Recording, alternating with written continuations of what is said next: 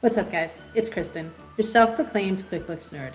Today, we will be taking a quick look at using undeposited funds in QuickBooks Online.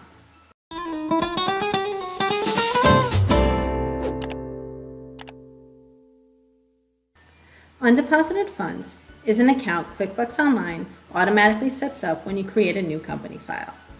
You may have seen this on your chart of accounts and wondered, what is this used for? Undeposited funds is similar to a safe or a lockbox.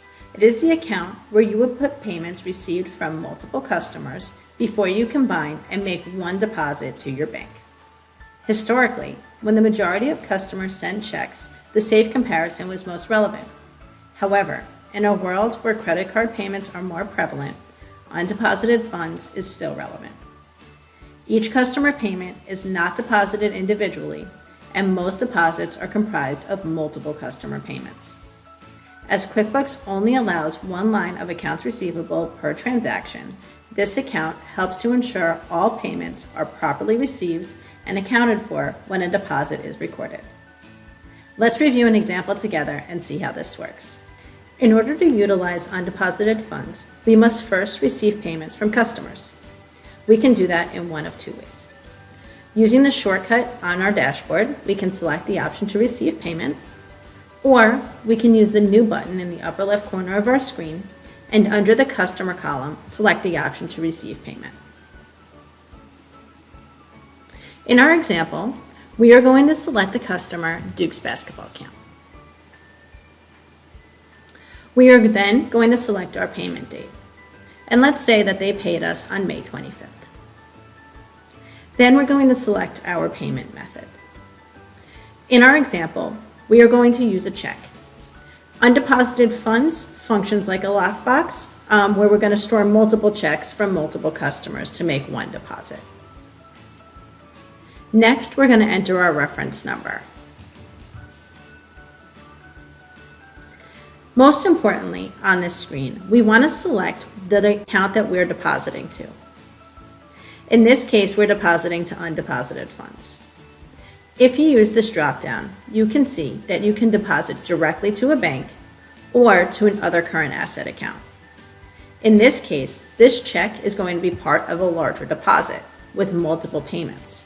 So we want to use the account undeposited funds because it has a special function in QuickBooks. Then we're going to enter the amount that we received. And let's say that they paid us their full balance of the $460.40 and apply it to the open invoice. In the bottom right corner, we're going to select the option to save and close. Now this check is sitting in undeposited funds. It is sitting in our lockbox. Now we have to make the deposit to our bank account. What we would do in real life is take all of those checks, put them with one deposit slip, and bring that to the bank account. We're going to mimic that in QuickBooks. And we do that by selecting New in the upper left corner, and under the Other column, select the option for Bank Deposit. In the upper left corner, we're going to select the account that we're making our deposit to. Then we're going to select our date. We received that payment from Duke's basketball camp on May 25th. We're going to make our deposit the next day on May 26th. Down below, where it says Select the payments to include in this deposit, these are our undeposited funds. These are the checks that are sitting in our lockbox or sitting in our safe that are waiting to be deposited. By selecting each of the checks off, I am including them in the deposit that's going to hit my bank account. Same way I would record them on a deposit slip.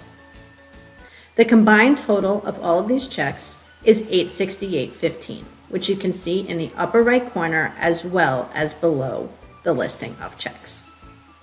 Once I have all of these checks checked off or selected, I'm going to select Save and Close down here at the bottom right corner.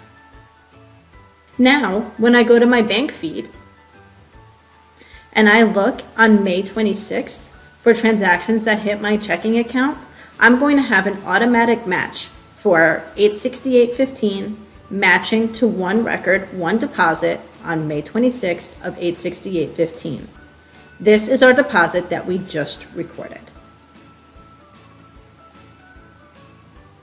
The purpose of doing this is to make sure that each one of our individual payments from our customers close out the balance of their invoices. Once those balances are closed out, then we can bring that money to the bank and all of our accounts receivable is correct, as well as our bank balances.